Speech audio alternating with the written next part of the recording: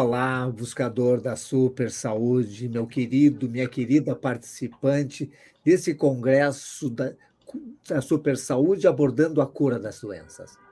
Nós já vimos várias aulas, vários especialistas falando que é possível reverter um grande número de doenças. E aquelas que não se reverte, é possível melhorar significativamente os sinais e sintomas das doenças. Agora, nós estamos abordando os recursos para curar ou para fazer a remissão das doenças. Hoje eu tenho comigo aqui a doutora Maíra Soliani, que é especialista em jejum. E vocês vão ver a importância do jejum no desenvolvimento da saúde e na cura das doenças. Obrigado, Maíra, pela tua gentileza em participar mais uma vez do Congresso da Super Saúde e trazendo esse assunto tão importante que é o jejum. Eu que agradeço, Ronaldo, pelo convite. É um prazer estar aqui de volta, falando sobre saúde. Vamos começar assim. O jejum, ele é uma coisa mística ou como que se fazia lá no passado para melhorar os aspectos espirituais, ou o jejum faz parte da nossa condição biológica? Então, hoje em dia, por conta dos nossos hábitos modernos de superalimentação, o jejum se tornou exótico, místico, estranho e muitas vezes até coisa de maluco, né? Isso porque os nossos hábitos de superalimentação, que não são muito duradouros, né? Faz só uns 70 anos que a gente começou a comer muito mal e que a gente mudou o nosso ambiente alimentar, mas esses hábitos a gente tem memória curta, né? A gente acha que sempre foi assim. Então, por conta dos nossos hábitos modernos da superalimentação, de achar normal comer de 3 em 3 horas, comer o tempo inteiro, comer seguindo a pirâmide alimentar, que tem mais da metade de carboidrato refinado, a gente normalizou um hábito que não é normal, né? A gente é comum, mas não pode ser normal. Não é normal para a nossa biologia. Os nossos genes continuam os mesmos de milhares de anos atrás. Os nossos genes são iguais, só que os nossos hábitos mudaram completamente. A gente sofria antes por falta de acesso à alimentação com regularidade, então a gente não tinha o farming, né? Como é que chama? A gente não tinha os alimentos seguros, porque a gente não tinha dominado os animais, a gente não tinha eles no pasto, numa fazenda, a gente não dominava o fogo, então demorou muito para a gente começar a dominar os alimentos. Quando a gente começou a agricultura e a pecuária, a gente garantia uma certa estabilidade e regularidade da alimentação. E a revolução da agricultura, depois do fogo, foi a grande mudança aí, e a gente começou a ficar tão bom nisso que os nossos problemas do passado, que eram escassez de alimento, imprevisibilidade de alimentos, né? A gente não sabia no outro dia quando ia ter comida de novo. Eles mudaram, a gente mudou de problema, só que os nossos genes são os mesmos. Ou seja, a gente evoluiu esses milhares de anos extremamente adaptados a períodos de alimentação e a períodos de falta, de fome, de seca. Era normal não ter alimentos toda hora. Comer 3 vezes por dia era algo impensável há 100, 200 anos atrás.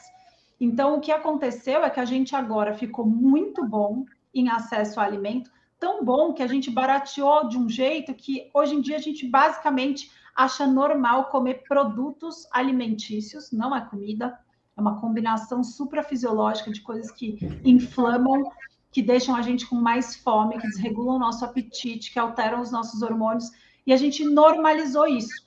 Então, é muito importante a gente saber que é comum comer 3, 4, 5 vezes por dia, receber uma prescrição de uma nutricionista com 6 vezes por dia de 3 lanchinhos, 3 refeições. Isso é comum, mas a gente não pode normalizar esse hábito. A nossa natureza, os nossos genes não estão adaptados a tanta abundância de nutrientes. Então, é muito importante, quando a gente fala de jejum, deixar bem claro que os nossos hábitos atuais são completamente fora do normal. Eles não são normais. e a gente precisa resgatar o que os nossos genes e a nossa biologia estavam acostumados no passado. A gente evoluiu tudo isso sem epidemia de obesidade, de gordura no fígado, de diabetes tipo 2, porque a gente não era cercado por alimentos ruins e comia o tempo inteiro. Então, a gente precisa ter consciência que isso é recente, que essa pandemia de doenças metabólicas é uma pandemia em ascensão. A gente ainda não descobriu um jeito eficiente. A gente descobriu, né, Ronaldo? O problema é que a maioria das pessoas ainda não acordou e a gente está aqui para isso. Tem algumas pessoas que questionam quando eu defendo o jejum, dizem assim, não, doutor, eu não como muito, eu como de 3 em 3 horas, mas como bem pouquinho, isso aqui não vai prejudicar o meu organismo. Então, Sim, é comenta muito bom. essas duas posturas, Maíra. Sim, é muito importante a gente falar disso, porque a gente sempre teve essa visão, sempre não, né? Até eu tô caindo nessa falácia de falar que sempre. Há um tempo atrás, a gente achava que contar caloria respondia boa parte das questões. Falaram para gente que se a gente contasse caloria, podia comer o que fosse, que era só contar a caloria, comer um pouquinho com moderação, que ia dar na mesma. Isso é super interessante para vender alimentos de baixa qualidade, né? Porque se você fizer a conta, você pode continuar tomando refrigerante normal e lanche, né, de fast food, porque basta contar caloria, aí você come um pouquinho com moderação e pronto. Essa visão caloricêntrica aí, de pensar que caloria resolve tudo, é uma visão que é antiga, já caiu por terra, não funciona. A gente tem uma série de estudos em humanos mostrando que contar caloria só como principal estratégia é uma estratégia falha, totalmente antiquada, caiu por terra. Se você acha que contar caloria e vai para academia contando, você está muito desatualizado, você precisa continuar ouvindo aqui a nossa entrevista. Então, contar caloria ignora completamente o efeito hormonal que os alimentos têm. É muito fácil responder isso se a gente pensar que 100 calorias de um salmão nunca vão ter o mesmo efeito que 100 calorias de um refrigerante com açúcar que você tomou. Não tem como ser a mesma coisa. Qualquer um consegue entender que se a gente comer 100 calorias em salmão, a gente vai ficar satisfeito, e 100 calorias de um refrigerante, a gente simplesmente nem percebeu o que tomou e já quer mais. Né? Então, essa visão de contar caloria é muito ineficiente para perda de peso, e é por isso que tanta gente já tentou fazer esse comer de 3 em 3 horas um pouquinho das coisas cheias de grãos integrais, diet, e não teve resultado. Por quê? Porque comer pouco de alimentos que aumentam o hormônio da insulina e te deixam com fome é uma estratégia ruim, aumenta a sua fome, não resolve a sua regulação hormonal e não vai te levar a lugar nenhum por muito tempo. Você até consegue, uma vez eu fiz, durou um mês, aí eu não aguentei mais de fome e voltou tudo. Então, assim, a gente considera um sucesso se durou um mês? Não, né? Então, nesse sentido, ignorar o efeito hormonal dos alimentos é um jeito muito falho de tentar resolver qualquer coisa. Então, Maíra, vamos definir para as pessoas o que é jejum e qual é o mínimo de tempo que você considera jejum. Então, essa é uma questão que virou hoje em dia filosófica, porque tem várias definições de jejum. Se a gente pensar em relação a hábitos modernos, então, uma definição aí moderna sobre hábitos, a gente considera que jejum é ficar sem comer entre as refeições principais. Você come café da manhã, almoço e jantar e não come nada entre as refeições, você já se sente em jejum. Esse é o primeiro passo, né? Então, essa é uma definição que não responde aí do ponto de vista fisiológico. Do ponto de vista fisiológico, quanto mais longe a gente está dos alimentos, do horário que a gente se alimentou, mais a gente está mudando o tipo de combustível que a gente está queimando. Então, a gente pode considerar que mais ou menos 6 horas após a última refeição, você já está mudando de usar a energia diretamente dos alimentos que você acabou de comer para começar a usar os seus estoques de açúcar no fígado. Então, essa já seria uma transição para um jejum aí pós-prandial. Mas, gente, lembra que nem o seu laboratório considera isso jejum, né? A gente considera jejum, em média, 12 horas, que é o jejum noturno, que a gente começa a ter uma distância suficiente dos alimentos. E aí, a partir disso, a gente vai, depende muito da dieta também, Então, não existe uma definição estanque de quando você começa a, por exemplo, queimar gordura do jejum. Então, essa definição é um pouco volátil, assim, depende muito da dieta e do que a gente está falando sobre jejum, mas é basicamente ficar longe do horário das refeições, pelo menos 6, 12 horas. Na verdade, você falou sobre o jejum noturno, que é jantar 7 da noite e tomar café da manhã às 7 horas da manhã, um jejum de 12 horas. Sim. O benefício desse jejum, comparado com um jejum maior de 18 horas, por exemplo, janta e só vai almoçar no dia seguinte, o benefício para a saúde são parecidos? Não, assim, depende também, tudo depende, porque pessoas que já não comem bastante carboidrato refinado, fazem mais para uma dieta cetogênica, por exemplo, elas, mesmo comendo com um intervalo de 12 horas só de jejum noturno, elas já ativam, por exemplo, a cetogênese, né? Elas fabricam corpos cetônicos para usar como fonte de energia e elas não contam com o açúcar dos alimentos. Então, dessa maneira, uma pessoa que come de maneira adequada comida de verdade, baixa em carboidrato refinado, por exemplo, ela já colhe uma parte interessante dos benefícios do jejum, mesmo fazendo um jejum mais curto de 12 horas. Já uma pessoa que come aquela dieta ocidental, que a gente acha que é normal e que a gente agora descobriu que não é, rica em carboidrato refinado, pão, macarrão, aveia, batata doce, bolachinha, pãozinho, refrigerante, suco. Essa pessoa, às vezes, com 16 horas de jejum, nem com 16 horas de jejum ela dá conta de gastar todo aquele estoque de açúcar que ela tem guardado. Então, por exemplo, quem tem diabetes, 16 horas é muito legal, é muito melhor para garantir que a gente vai esvaziar um pouco mais esse excesso de açúcar que está sobrando do que quem tem, por exemplo, uma dieta saudável. Então, varia bastante dos benefícios do jejum, tá? Mas tudo indica que quanto mais horas a gente fica longe dos alimentos, a gente vai começando a mudar o interruptor metabólico do nosso corpo. Algumas pessoas relatam que não conseguem fazer jejum. E quando eu pergunto para elas, elas dizem assim: eu como carboidrato normal, não como muito e tal.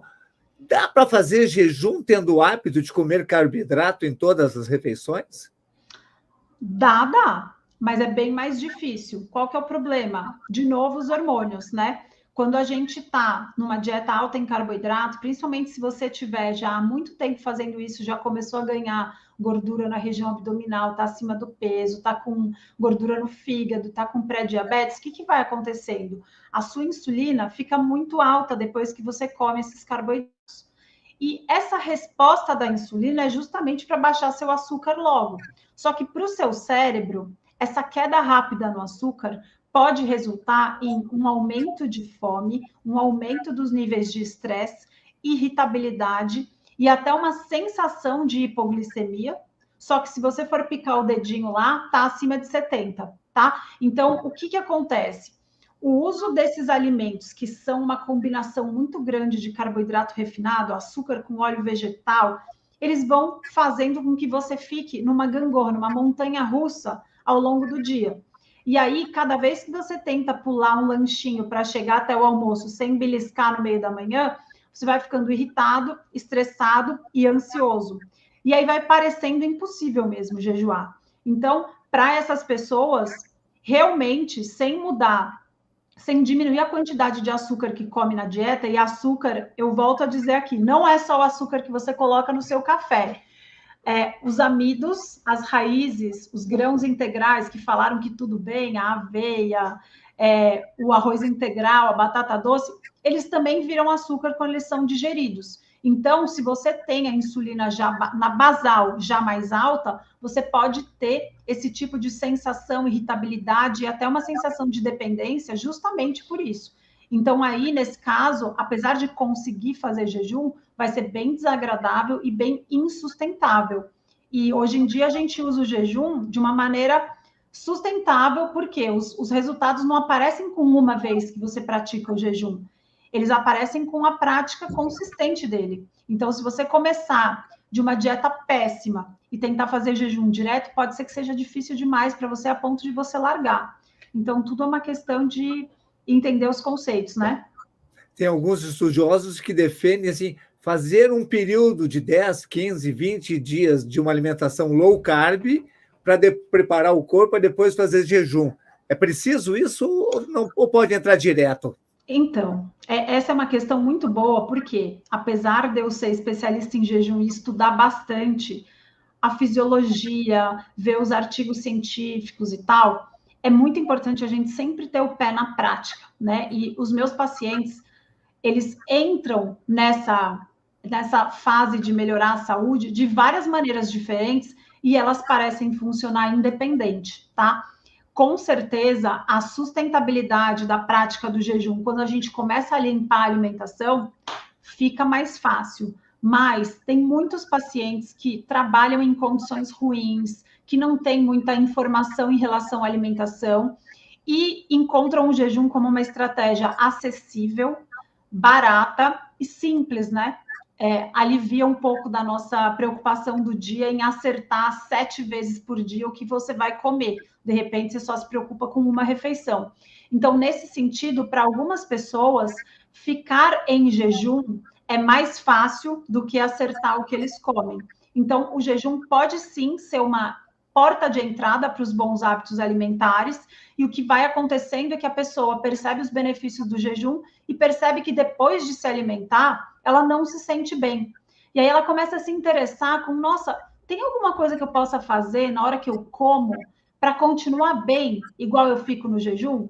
E aí esse como que eu digo, um hábito angular, né? O jejum é um hábito angular, porque como ele melhora o bem-estar, melhora a disposição, às vezes ele é o ponto de partida para quem está desanimado, que já tentou 1 milhão de dietas, nunca funcionou, fica lá no comer de 3 em 3 horas, dieta de baixa caloria, bate com a cabeça no muro toda vez e já tinha perdido as esperanças. De repente, com o jejum, percebe que dá para melhorar os nossos níveis de energia, dá para melhorar o funcionamento das nossas mitocôndrias, né? Mesmo sem saber. Um paciente hoje meu falou, olha, doutora, eu não sei se é psicológico, mas com esse mês aqui eu perdi 8 quilos, eu estou me sentindo melhor. E não parece psicológico, mas eu tenho mais energia. Eu falo, não é psicológico, são as suas mitocôndrias que respondem muito bem a esse processo de ficar longe dos alimentos num período maior do que a gente normalmente ficava.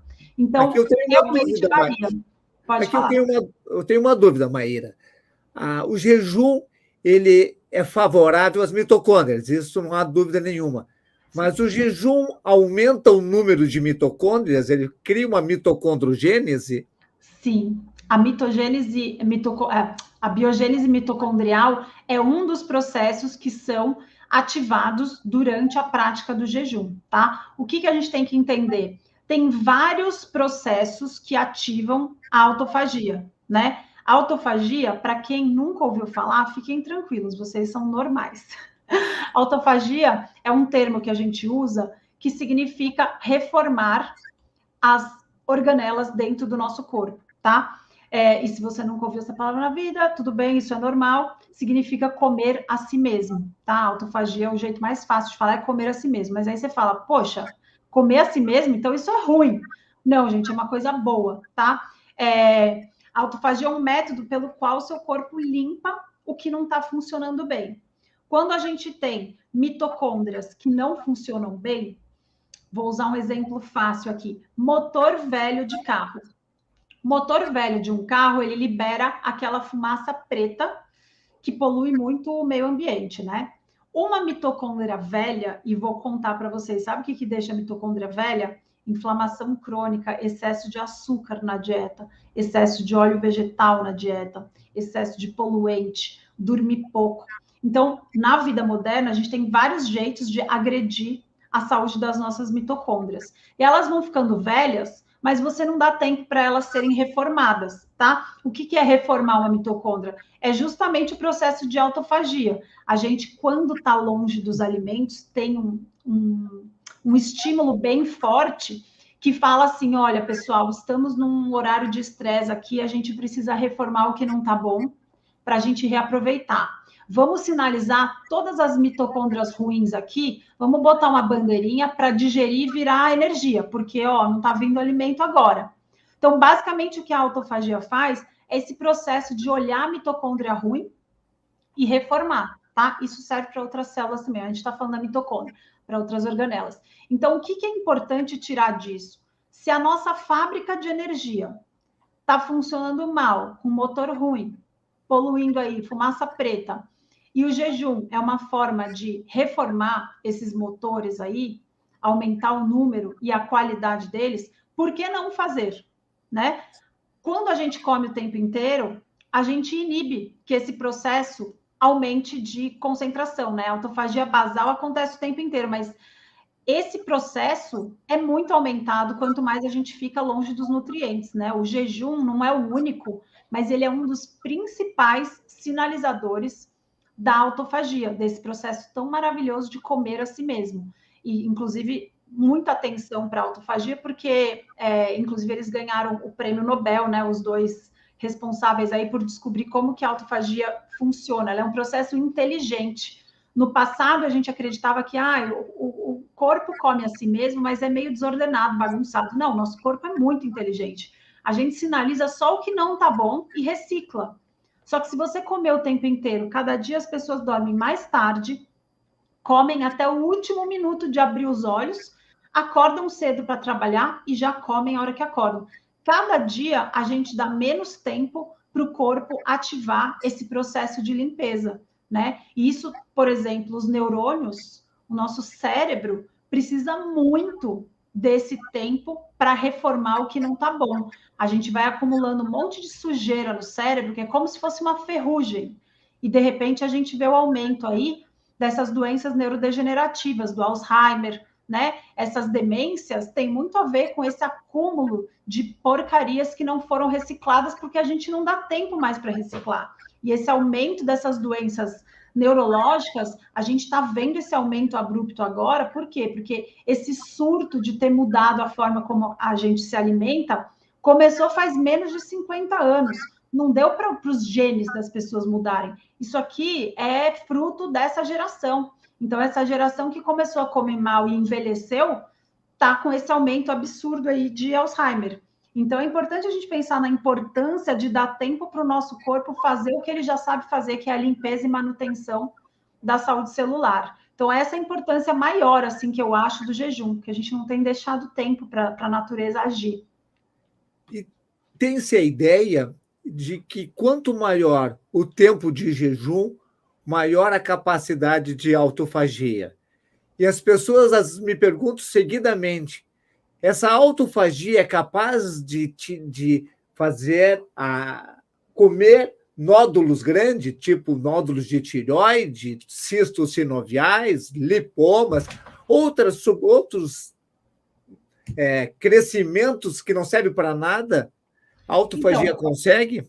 Então, a gente não tem estudos clínicos que comprovem esses benefícios. O que a gente tem mais são relatos de casos que, assim, se a gente for considerar do peso da pirâmide de Heinz aí de evidência, é o nível mais baixo, né? Relato de caso. Só que o que é importante a gente usar? O raciocínio, né? A insulina, por exemplo, é um hormônio de estímulo, de crescimento, né?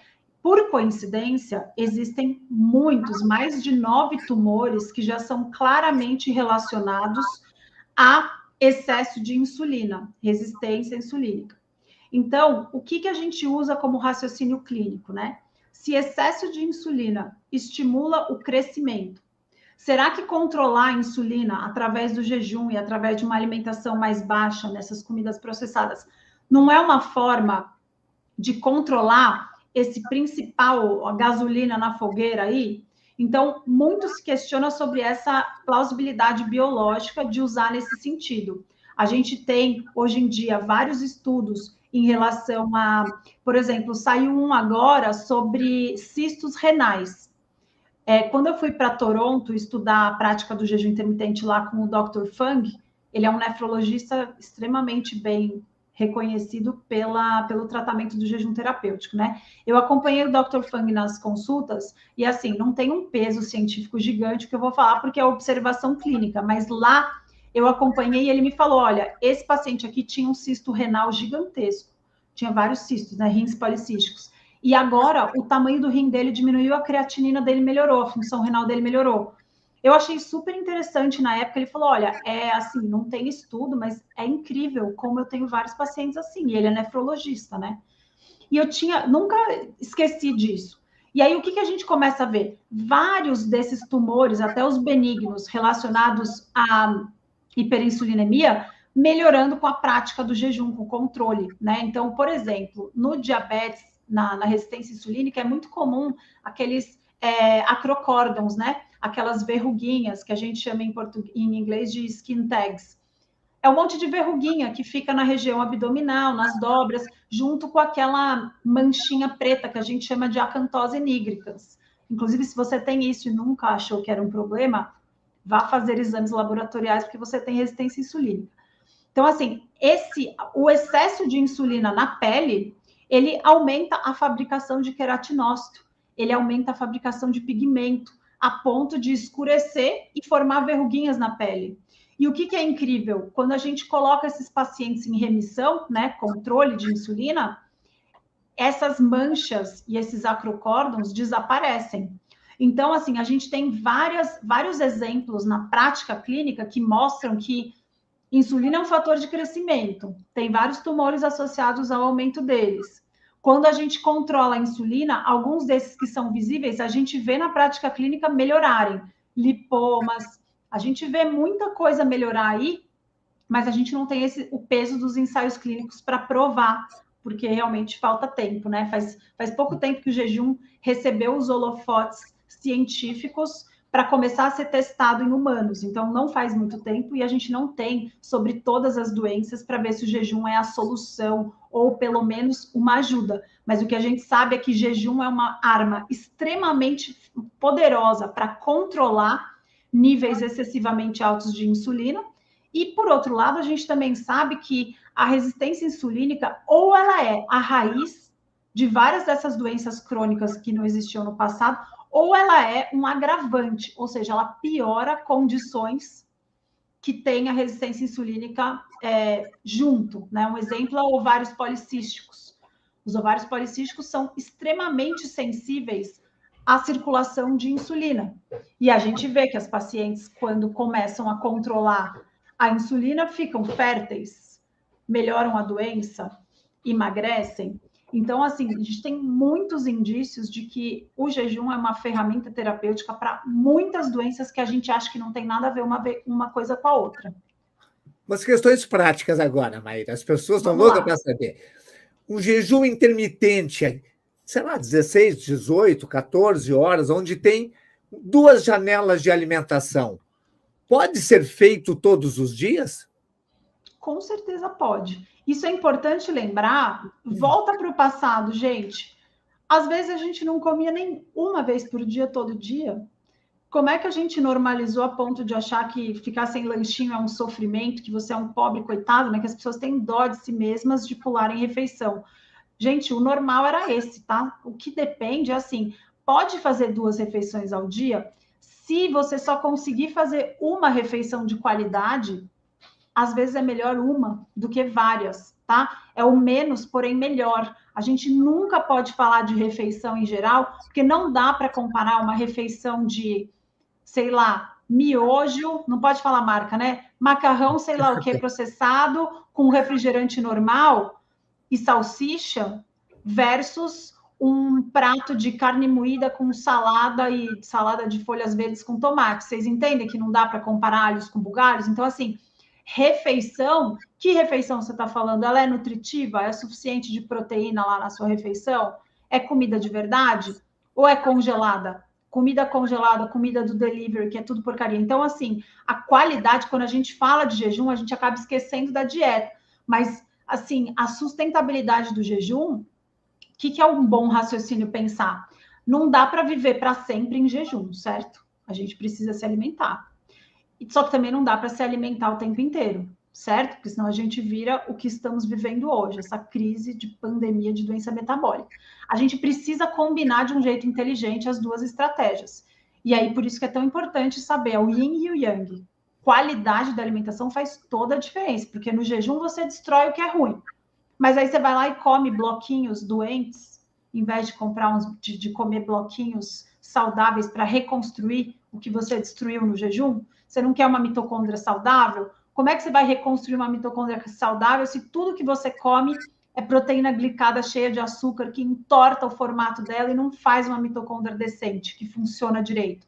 Então, essa combinação é muito importante. Numa situação que tu falou, uma boa alimentação, fazer uma única refeição por dia com alimentos super saudáveis e repetir só uma alimentação por dia por dezenas de dias. Isso é possível manter um nível alto de saúde? Ou de vez em quando eu preciso fazer 2 refeições, parar um Sim. pouquinho desse jejum de 24 horas que nós estamos falando? Sim, o famoso one meal a day, né? O OMAD, uma refeição por dia. Uma refeição por dia é assim, o que a gente tem que pensar? Depende de onde a gente está. Então, por exemplo, para um diabético tipo 2, que está colocando a doença em remissão, comer uma vez por dia de uma maneira crônica é excelente, porque tudo depende da sua massa magra e da sua massa gorda. Se você tem bastante gordura para queimar e quer controlar o seu açúcar do sangue, uma refeição por dia de qualidade é excelente. Agora, a gente está falando aqui de uma mulher que tinha uns quilinhos para perder, começou a fazer o jejum intermitente, ficou bem, queimou aquela gordura, adora fazer jejum e quer continuar assim para o resto da vida. Não é tão interessante assim, porque consistência demais no jejum também deixa de ser um estresse. A gente tem que pensar que o estresse que o jejum causa faz com que o nosso sistema imune mude, com que a gente queira combater, ativar vias de sinalização, de autofagia, de desinflamar e tal. Então, muita consistência nesse tipo de jejum não é interessante, tá? Eu não costumo recomendar que se faça de maneira seguida por muito tempo, principalmente quem não tem muita gordura para queimar mais, tá? É importante saber que ciclar estratégias é bem interessante do ponto de vista do metabolismo mesmo, porque o corpo acostuma com esse protocolo. E é importante saber que quanto menos gordura você tem para perder, mais você tem que se preocupar com a sua quantidade de proteína por dia. E a gente não consegue bater a nossa meta de proteína com uma refeição só todos os dias da semana, certo? Então tem vários aspectos aí que a gente precisa pensar.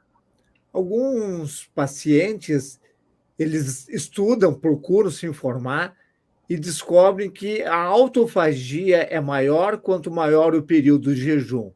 Eu tenho acompanhado esses participantes, essas pessoas, que começam a implantar jejum de 2, 3, 4, 5 e até 7 dias.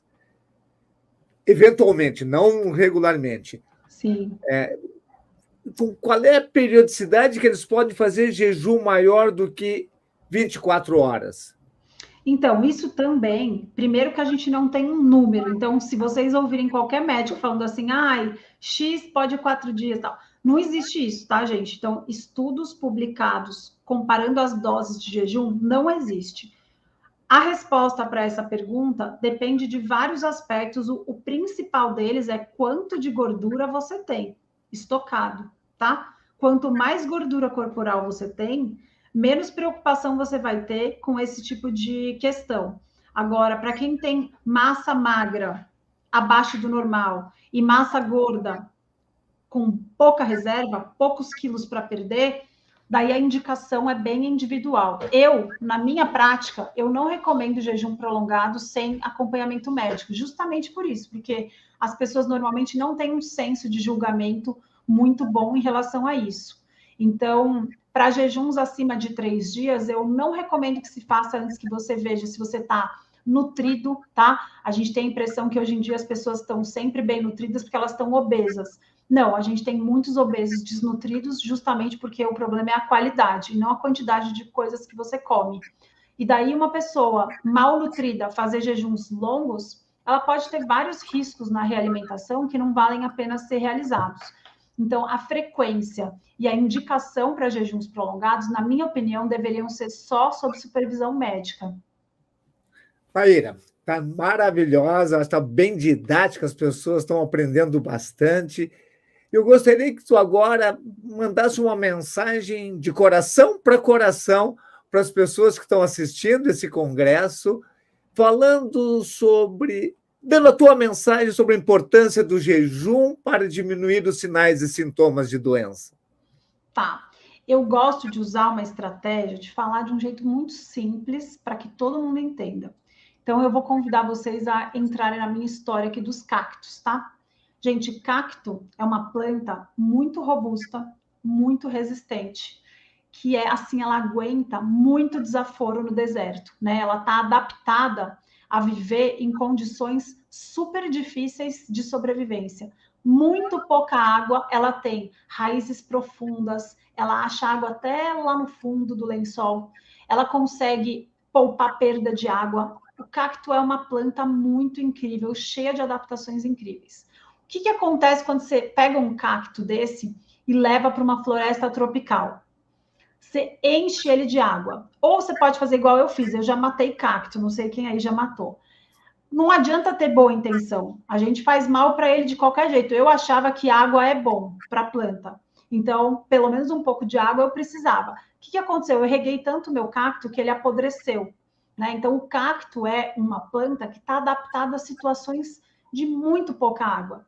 E de repente a gente pegou e botou os cactos lá na floresta tropical ou lá na minha sala para eu matar eles. O que acontece, gente? Nós somos cactos. A gente foi criado, a nossa genética, a nossa natureza foi criada para lidar com períodos de alimentação e períodos de descanso, onde o nosso corpo faz várias atividades que não são possíveis quando a gente está no estado alimentado. O que acontece quando a gente rega demais um cacto? Ele apodrece. O que está acontecendo agora que a gente mudou de problema de superalimentação? A gente está tendo doenças de superalimentação. Excesso de insulina, por exemplo, é a causa de base para um monte de doença crônica que parece que não tem a ver. Então, se você tem pré-diabetes, se você tem gordura no fígado, se você tem essas manchinhas que eu falei, se você tem muitos parentes diabéticos tipo 2 na família e está obeso, se você tem bastante gordura na região abdominal, essas doenças, gota, síndrome metabólica, né, gente? Pressão alta, isso tudo é fruto de muita insulina, é muita água nesse cacto. Como que a gente salva um cacto que está apodrecendo de tanta água? A gente tira ele desse ambiente cheio de água e põe de volta no deserto, tá? Então, assim, o jejum é uma forma de contrabalancear esses hábitos super deletérios da modernidade. A gente normalizou a superalimentação e a gente hoje em dia come porque acha bonitinho, come para não ficar chato, come com medo de ter fome, come porque é hora de comer, come porque está cansado, come para comemorar, come para se consolar, come para sair para conversar com o amigo de desculpa, come por tantos motivos além de se alimentar, e a gente acha tudo isso normal. Não é normal. A gente está pagando um preço enorme com vários tipos de doença e a gente precisa reaprender a comer e ouvir os nossos sinais de fome e saciedade.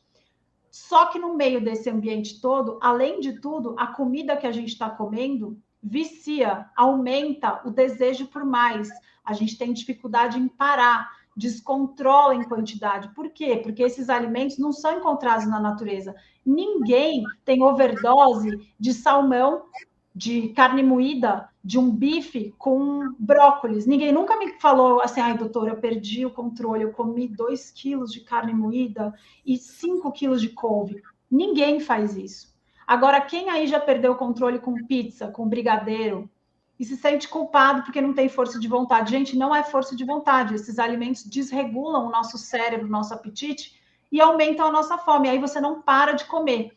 Então, a gente precisa entender que existe um problema para conseguir resolver. E o problema é que a gente normalizou um negócio que não é normal. Não nascemos para isso.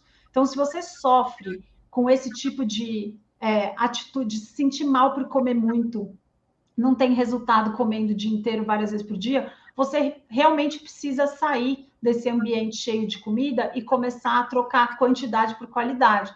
A saúde de vocês vai se transformar. Brilhante, brilhante. Obrigado, Maíra. Obrigado a vocês. Um grande abraço a todos. Uma super saúde a todos. E para você, Maíra, um abraço muito especial pela tua gentileza em compartilhar tão belos ensinamentos conosco aqui. Obrigada, pessoal. Boa noite a todos. Obrigada, Brunal. Obrigado, boa noite.